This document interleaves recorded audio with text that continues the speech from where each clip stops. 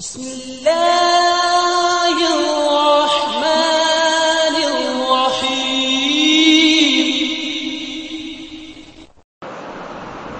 அன்பிற்கினிய அல்லாஹ்வின் நல்லடியார்களே,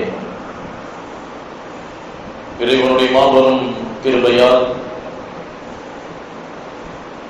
பல வாரங்கள் பல நாட்கள் இறைவனுடைய பள்ளியை விட்டும் தூரமானவர்களாக, பல வாரங்களில் ஜும்மாவுடைய தொழுகையை கூட நிறைவேற்றாத நிலையில் இஸ்லாமிய சமூகம் பள்ளியை விட்டும் தூரமாக்கப்பட்டது. அதையெல்லாம் தாண்டி ஊரடங்கின் தளர்வுகளோடு பள்ளியை நோக்கி இஸ்லாமிய சமூகம் சாலை சாலையாய் அல்லாஹ் தஆலா இந்த உலகத்தில் உள்ள மிக பெரும் அந்த நோயை விட்டும் அல்லாஹ் ஒட்டுமொத்த மனித சமூகத்தையும் மிக விரைவில் பரிசுத்தமடைய செய்வானாக. ஒட்டுமொத்த மனித சமுதாயத்தையும் இது போன்ற நோய்களை விட்டும் அல்லாஹ் தஆலா தூரமாக்கி இந்த உலக வாழ்க்கையை சந்தோஷத்திற்குரியதாக மகிழ்ச்சிக்குரியதாக அல்லாஹ் ஆக்குவானாக. இனி வரும் காலங்களில் இது போன்ற ஒரு இறைவனுடைய நெருக்கத்தை விட்டும் தூரமான ஒரு அமைப்பை விட்டும் அல்லாஹ் தஆலா ஒட்டுமொத்த இஸ்லாமிய சமூகத்தை பாதுகாப்பானாக என்ற துஆ ஒன்று. கண்ணியத்திற்குரியவர்களே, அருள்மறை குர்ஆன் ஷரீஃபில் இறைவன் சொல்லக்கூடிய பல்வேறுபட்ட ஆச்சரியத்திற்குரிய சம்பவங்கள், வரலாறுகள், அருள்முறை குர்ஆன் ஷரீஃபில் பல்வேறுபட்ட ஆச்சரியத்திற்குரிய தகவல்களை அல்லாஹ் தஆலா மனித சமுதாயத்திற்கு சொல்லி காட்டுவான். அந்த சம்பவங்கள், அந்த வரலாறுகள் எந்த நிலையிலும் விஞ்ஞானத்தோடு ஒப்பிட்டு பார்க்க முடியாத, விஞ்ஞானத்தின் ஆராய்ச்சியாளர்களின் அறிவை தாண்டிய வரலாற்றை அல்லாஹ் அருள்மறை குர்ஆன் ஷரீஃபிலே பதிவு செய்வான். எந்த வகையிலும் இஸ்லாமிய மார்க்கத்தோடு போட்டி போட முடியாத நிலைக்கு அறிவியலையும் ஆராய்ச்சியையும் அல்லாஹ் தஆலா நிப்பாட்டி வைப்பான். அப்படிப்பட்ட ஆச்சரியத்திற்குரிய வரலாற்றுகளில் ஒன்று, நபி மூசா அலைஹிஸ்ஸலாத்து வஸலாம் அவர்கள் பனு இஸ்ரவேலர்களை தனது சமுதாயத்தை அழைத்துக் கொண்டு செல்லுகின்றார்கள். அந்த நேரத்தில் தனது சமுதாயத்திடம் சொன்னார்கள், மூசா அலைஹிஸ்ஸலாத்து வஸலாம் அவர்கள், ஷாம் தேசத்தில் ஒரு பகுதி தூர் என்ற அந்த ஊர், அந்த ஊருக்குள் நீங்கள் எல்லாம் நுழையுங்கள், அல்லாஹ் உங்களுக்கு வெற்றியை தருவான், உங்களுக்கு சிறப்பான வாழ்க்கையை தருவான் என்று சொல்லுகின்ற பொழுது அந்த சமுதாய மக்கள் மறுத்து விட்டார்கள். அருள்மறை குர்ஆன் ஷரீஃபிலே இறைவன் அந்த வாசகங்களை எல்லாம் சொல்லி தருவான். அந்த சமுதாய மக்கள் மூசா நபியிடம் சொன்னார்கள், காலு யா மூசா, மூசாவே, இன்னா லன் நதுகுலஹா அபதா, ஒரு காலம் நாங்கள் அந்த ஊருக்குள் நுழைய மாட்டோம், ஒரு காலம் அந்த ஊருக்குள் நாங்கள் நுழைய மாட்டோம். வேண்டுமென்றால் நீயும் உனது இறைவனும் சென்று அந்த ஊரில் உள்ளவர்களை அடித்து விரட்டுங்கள், அந்த ஊரை விட்டும் அவர்கள் வெளியானதற்கு பின்பு நாங்கள் நுழைகின்றோம் என்று சொன்னார்கள். யூத சமுதாயத்து மக்கள் சொன்ன வார்த்தை என்ன? நீங்களும் உனது இறைவனும் சென்று அந்த மக்களிடம் போரிட்டு அவர்களை வெளியாக்குங்கள், அந்த ஊருக்குள் நாங்கள் நுழைவோம், அதுவரை இந்த மைதானத்திலேயே நாங்கள் அமர்ந்திருப்போம் என்று சொன்னார்கள். இதை கேட்ட மூசா அலைஹிஸ்ஸலாத்து வஸலாம் அவர்கள் இறைவனிடம் முறையிட்டார்கள். கால ரப்பி, என் இறைவா, இன்னி லா அம்லிகு இல்லா நஃப்ஸி வ அஹி ஃபஃப்ருகு பைனனா வ பைனல் கௌமில் ஃபாஸிகீன். இந்த பாவத்திற்குரிய மக்களை என்னால் கட்டுப்படுத்த முடியவில்லை, என்னையும் என் சகோதரனையும் தவிர இந்த பாவத்திற்குரிய குற்றத்திற்குரிய மக்களை என்னால் கட்டுப்படுத்த முடியவில்லை, அவர்களுக்கும் எங்களுக்கும் மத்தியில் நீயே தீர்ப்பளிப்பாயாக என்று இறைவனிடம் மூசா நபி அலைஹிஸ்ஸலாத்து வஸலாம் அவர்கள் முறையிட்ட பொழுது இந்த மைதானத்தில் நபியின் பேச்சை கேட்காமல் அந்த சமுதாயம் அமர்ந்திருந்ததோ, எந்த மைதானத்தை விட்டு நாங்கள் உங்களது வார்த்தையை கேட்டு வெளியேற மாட்டோம் என்று சொன்னார்களோ, எந்த மைதானத்தில் நபி கட்டளைக்கு பின்பும் நாங்கள் வெளியேற மாட்டோம் என்று மறுத்துக் கொண்டு அமர்ந்திருந்தார்களோ, அதே மைதானத்தில் எந்த காவலர்களும் இல்லாமல், எந்த தடுப்பு வேலிகள் இல்லாமல், எந்த தடுப்பு சுவர்கள் இல்லாமல் நபியின் பேச்சை மறுத்து அமர்ந்திருந்த அந்த சமுதாய மக்கள் கிட்டத்தட்ட 40 ஆண்டு காலங்கள் அதே மைதானத்தில் அடைக்கப்பட்டார்கள். இந்த காவலர்களும் இல்லை, எந்த முள்வேலிகளும் இல்லை, எந்த சுற்றுச்சுவர்களும் இல்லை. வெறும் மைதானத்தில் அந்த மைதானத்தை விட்டு வெளியேறாத வண்ணம் அல்லாஹ் அவர்களை 40 ஆண்டு காலங்கள் அடைத்து வைத்தான் என்பது அருள்மறை குர்ஆன் ஷரீஃப் இன்னும் சொல்லி காட்டக்கூடிய விஷயம். சொல்லுவான், قال فإنها محرمة عليهم 40 سنة. 40 வருடங்கள் அந்த வனாந்தர மைதானத்தில், அந்த தீவி என்ற மைதானத்தில் அவர்களை நாம் சிறைப்படுத்தினோம் என்று அல்லாஹ் சொல்லி தருவான். அதை சொல்லிவிட்டு நபி மூசா அலைஹிஸ்ஸலாத்து வஸலாம் அவர்களுக்கு அல்லாஹ் சொன்னான், அந்த கூட்டத்தின் பற்றி நீங்கள் கவலைப்பட வேண்டாம், அதை நான் பார்த்துக் கொள்கின்றேன் என்று இறைவன் பொறுப்பெடுத்துக் கொண்டான். குர்ஆன் கூறும் ஆச்சரியத்திற்குரிய விஷயம் என்ன? எந்த சுற்றுச்சுவரும் இல்லை, எந்த காவலர்களும் இல்லை, எந்த முள்வேலிகளும் இல்லை. 40 ஆண்டு காலங்கள் அந்த சமுதாய மக்கள் அந்த மைதானத்தை விட்டு வெளியேற முடியவில்லை, நபியின் பேச்சை மறுத்ததின் காரணத்தால். அதே போன்றதொரு நிலையை யுத்தங்களோ இயற்கை சீற்றங்களோ வேறு வகையான எந்தவித நெருக்கடியும் இல்லாமல் சுமார் 2 வருடங்களையும் தாண்டி கண்ணுக்கு தெரியாத ஒரு வைரஸை கொண்டு அல்லாஹ் உலக மக்களை சிறைபிடித்து வைத்திருக்கின்றான்.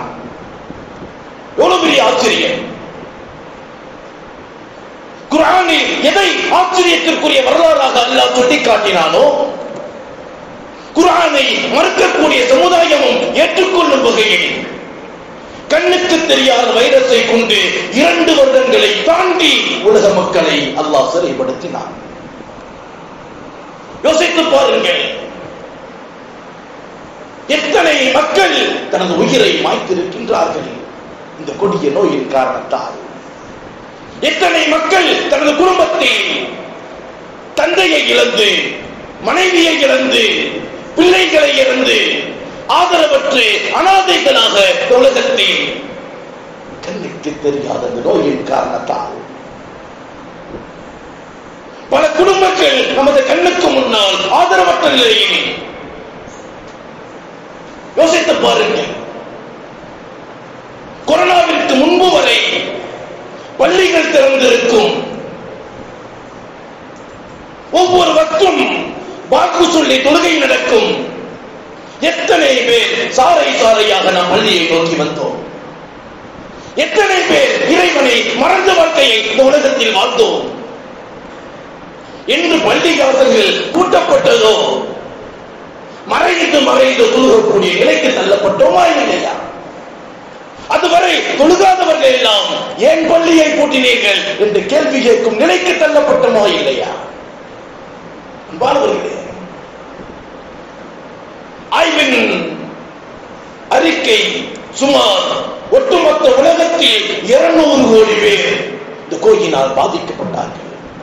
கொடூரமான நோயினால் தாக்கப்பட்டார்கள்.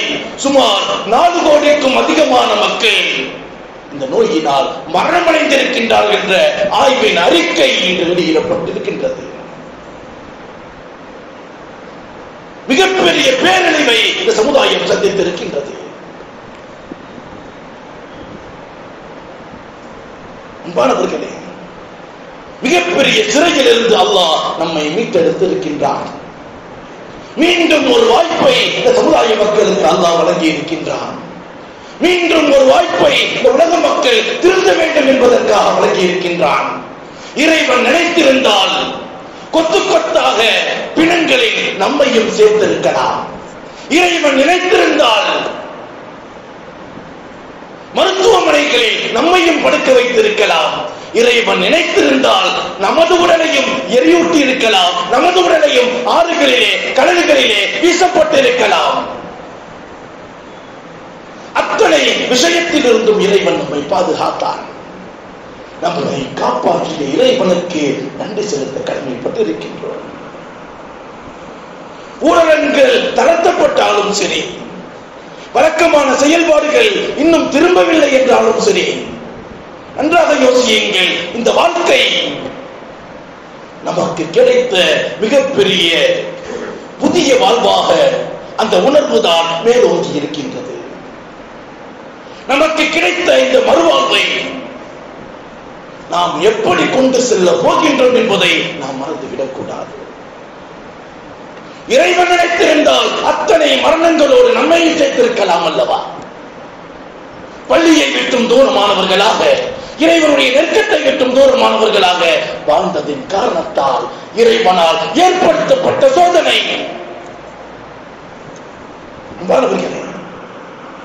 இனி வரும் காலத்திலாவது நல்ல நீயத்தோடு, நல்ல எண்ணங்களோடு இறைவனின் நெருக்கத்தை பெறுவதற்கு நாம் முயற்சி செய்யவில்லை என்று சொன்னால், இந்த கொடூரம் அந்த சமுதாயம் அனுபவித்ததை போன்று 40 ஆண்டுகளை தொடர்ந்தாலும் ஆச்சரியப்படுவதற்கில்லை.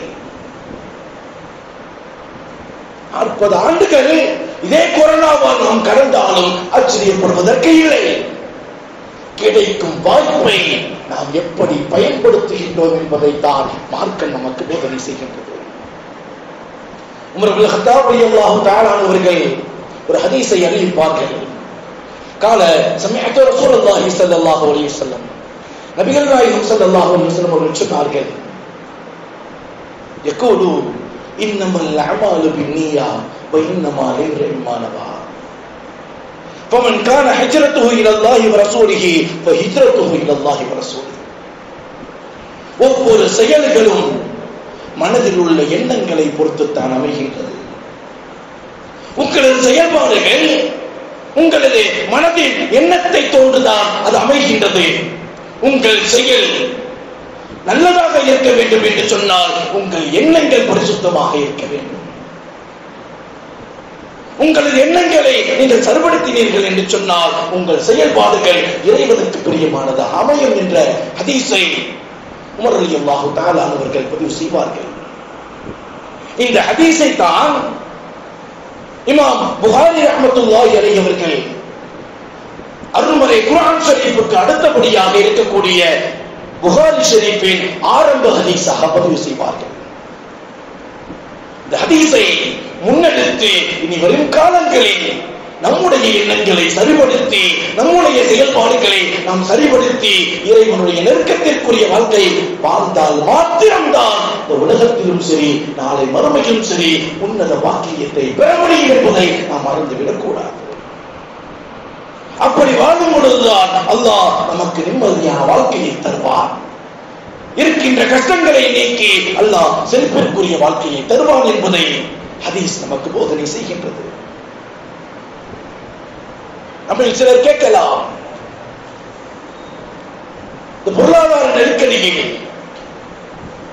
எனது வீட்டுக்கு வாடகை கொடுக்க முடியவில்லை, இருக்கின்ற கடைக்கு வாடகை கொடுக்க முடியவில்லை, வங்கிகளின் தவணைகளை என்னால் அடைக்க முடியவில்லை, வேலை செய்யும் தொழிலாளர்களுக்கு சம்பளம் கொடுக்க முடியவில்லை, நான் விரும்பும் காரியம் எப்பொழுது நடக்கும் என்று தெரியவில்லை, மிக பெரும் கஷ்டத்தை வாழுகின்றேன் என்று புலம்பலாம்.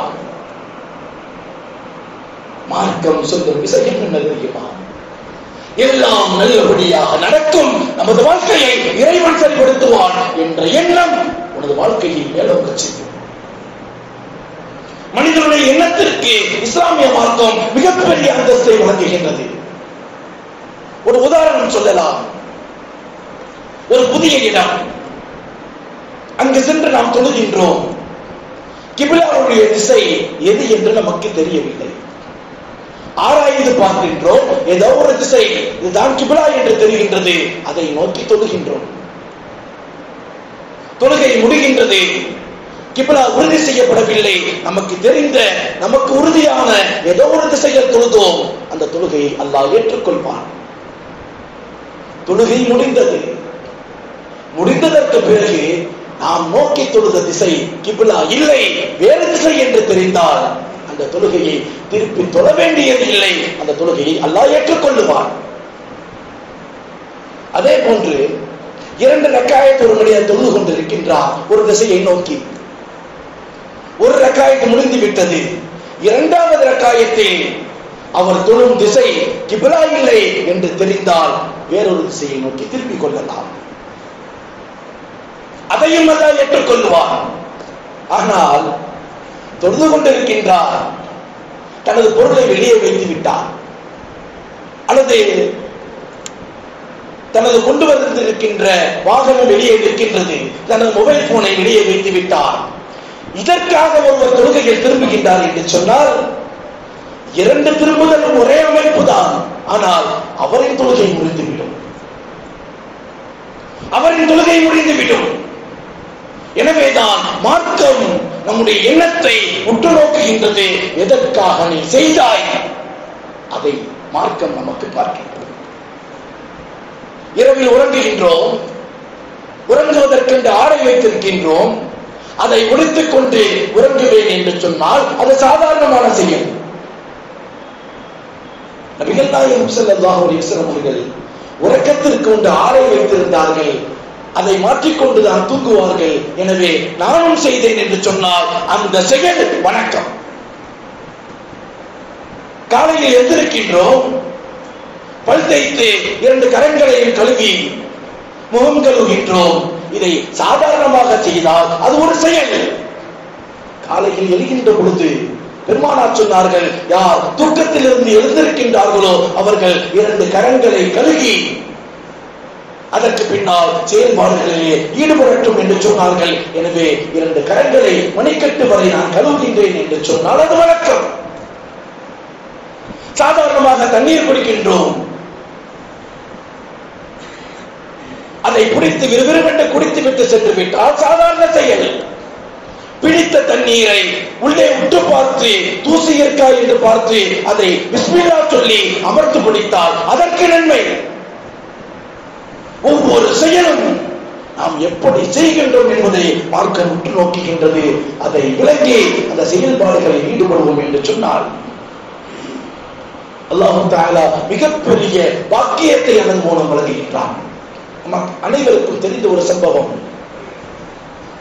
சையதுனா உமர் ரலியல்லாஹு தஆலா அவர்கள் நபிகள் நாயகம் ஸல்லல்லாஹு அலைஹி வஸல்லம் அவருடைய சபையில் அமர்ந்திருக்கின்றார்கள். பெருமானார் சொன்னார்கள், போருக்கான செலவினங்களுக்காக உங்களுடைய ஒவ்வொரு வீட்டிலிருந்து ஏதாவது ஒன்றை கொண்டு வாருங்கள் என்று பெருமானார் ஸல்லல்லாஹு அலைஹி வஸல்லம் அவர்கள் சொல்லிய பொழுது அதை கேட்ட உமர் ரலியல்லாஹு தஆலா அவர்கள் என்ன நினைத்தார்கள் தெரியுமா? அதிகளவான செல்வங்களை கொடுத்து சையதுனா அபூபக்கர் சித்திக் ரலியல்லாஹு தஆலா அவர்களை நாம் முந்திவிட வேண்டும் என்ற எண்ணத்தோடு வேகமாக சென்றார்கள். சென்று விட்டு சிறிது பொருட்களை கொண்டு வந்து பெருமானார் ஸல்லல்லாஹு அலைஹி வஸல்லம் அவர்களுக்கு கொடுத்தார்கள். நபிகள் நாயகம் ஸல்லல்லாஹு அலைஹி வஸல்லம் அவர்கள் கேட்டார்கள், யா உமர் மா அபகைது லி அஹ்லிக, அதிகமான பொருட்களை கொண்டு வந்தீர்களே, உங்களது குடும்பத்திற்கு எதை விட்டு வந்தீர்கள் என்று கேட்ட பொழுது உமர் ரலியல்லாஹு தஆலா அவர்கள் சொன்னார்கள், மிஸ்லஹு, நான் எனது சொத்தில் பாதியை கொண்டு வந்திருக்கின்றேன், இன்னும் பாதியை குடும்பத்திற்கு விட்டு விட்டேன் என்று சொன்னார்கள். சிறிது நேரம் கழிகின்றது, சையதுனா அபூபக்கர் சித்திக் ரலியல்லாஹு தஆலா அவர்கள் குறைந்த பொருட்களை கொண்டு வந்தார்கள். உமர் ரலியல்லாஹு தஆலா அவர்களின் எண்ணத்தை விளங்கிக் கொண்ட பெருமானார் ஸல்லல்லாஹு அலைஹி வஸல்லம் அவர்கள் அபூபக்கர் சித்திக் ரலியல்லாஹு தஆலா அவர்கள் கேட்டார்கள், அபூபக்கரே, உங்களால் முடிந்த ஜாமான்களை எல்லாம் கொண்டு வந்தீர்கள், உங்களது குடும்பத்திற்கு எதை விட்டு வந்தீர்கள் என்று கேட்ட பொழுது அபூபக்கர் சித்திக் ரலியல்லாஹு தஆலா அவர்கள் சொன்ன வார்த்தை, அபகைது லஹுல்லாஹு வ ரசூலுஹு, எனது குடும்பத்திற்கு அல்லாஹ்வையும் ரசூலையும் விட்டு அனைத்து பொருட்களையும் கொண்டு வந்து விட்டேன் யா ரசூலுல்லாஹ் என்று சொல்லிய பொழுது திகைத்து போனார்கள் உமர் ரலியல்லாஹு தஆலா. சொன்னார்கள், எந்த நிலையிலும் உங்களை என்னால் மிஞ்ச முடியாத அபூபக்கரே என்று சொன்னார்கள். அன்பானவர்களே, இது போன்று இறைவன் வழங்கக்கூடிய வாய்ப்புகள் மிக அமானிதமானது, உன்னதத்திற்குரியது. அந்த வாய்ப்புகளை நாம் எப்படி பயன்படுத்துகின்றோம் என்பதை தான் மார்க்கம் நமக்கு சோதனை செய்கின்றது. அது போன்ற நிலையில் தான் ஹஜ்ஜுடைய காலத்தை நாம் நெருங்கி இருக்கின்றோம், ஹஜ்ஜுடைய நேரத்தை நாம் நெருங்கி இருக்கின்றோம். அல்லாஹ் தஆலா இந்த கஅபாவை சந்திக்கக்கூடிய வாய்ப்பை நமக்கு தரவில்லை என்று சொன்னாலும் அந்த காலத்தில் அல்லாஹ் நம்மை உயிர் வாழச் செய்திருக்கின்றான். இறைவன் சத்தியம் செய்த 10 நாட்களுக்குள் நாம் நுழைய இருக்கின்றோம். அத்தனை நாட்களிலும் அமல் செய்து அல்லாஹ் எதை இந்த நாட்களில் பெற்றுக்கொள்வதற்கு வாக்களித்தானோ, பெருமானார் ஸல்லல்லாஹு அலைஹி வஸல்லம் அவர்கள் எதை இந்த நாட்களிலே இறைவனிடம் கேட்டார்களோ அத்தனை பாக்கியங்களையும் பெற்று ஹஜ்ஜுடைய பலாபலன்களை அடையக்கூடிய உன்னத உயர்ந்த நசீபில் அல்லாஹ் தஆலா நம் அனைவருக்கும் தந்தருவானாக. பெருமானார் ஸல்லல்லாஹு அலைஹி வஸல்லம் அவர்கள் சொன்னார்களே, தூபா லிமன் வஜத ஃபீ ஸஹீஃபத்திஹி இஸ்திக்ஃபாரன் கதீரா. யார் நாளை மறுமையில் தன்னுடைய நன்மை தீமை ஏடுகளில் அதிகம் தௌபா செய்தவர்களாக இறைவனிடத்தில் பாவ மன்னிப்பை பெற்றுக் கொள்கின்றார்களோ அவர்களுக்கு சுபசோபம் என்று சொன்னார்களே, அப்படிப்பட்ட உயர்ந்த உன்னத நசீபை பெறக்கூடிய நன்மக்களாக அல்லாஹ் தஆலா நம் அனைவரையும் ஆக்கியருள்வானாக. வாழும் காலத்தில் இறைவனுடைய பள்ளியினுடைய தொடர்பை நேமமாக 5 கால தொழுகையை இறைவனுடைய பள்ளியில் வந்து தொடரக்கூடிய நசீபில் அல்லாஹ் தஆலா ஒட்டுமொத்த இஸ்லாமிய சமுதாயத்திற்கு வழங்குவானாக. இருக்கக்கூடிய நோயை அல்லாஹ் தஆலா பரிபூர்ணமாக நீக்கி உலகத்தில் வாழக்கூடிய அத்தனை மக்களும் சந்தோஷத்தோடு தனது குடும்பத்தாரோடு நிம்மதியாக வாழக்கூடிய நசீபை அல்லாஹ் தஆலா உலக மக்கள் அனைவருக்கும் வழங்குவானாக. வா ஆகிர் தஅவானா அல்ஹம்துலில்லாஹி ரப்பில் ஆலமீன். அஸ்ஸலாமு அலைக்கும் வரஹ்மத்துல்லாஹி வபரகாத்துஹு.